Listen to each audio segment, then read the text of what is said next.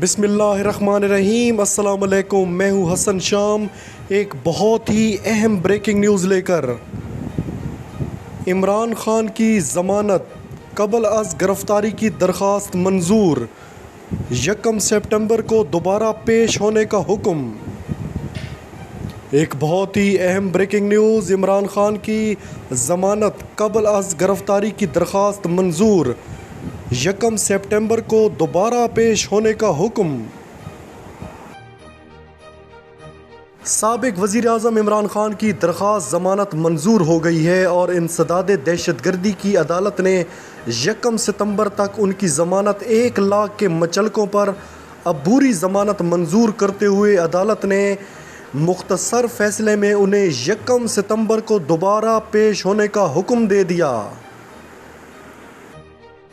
Imran Khan judicial complex میں موجود انسداد دہشت گردی کی عدالت میں پیش ہوئے۔ ان کے ساتھ تحریک کے سیکرٹری جنرل اسد عمر، سابق وزیر فواد چودھری سمیت زلفی بخاری، پارٹی کی مرکزی قیادت موجود ہے۔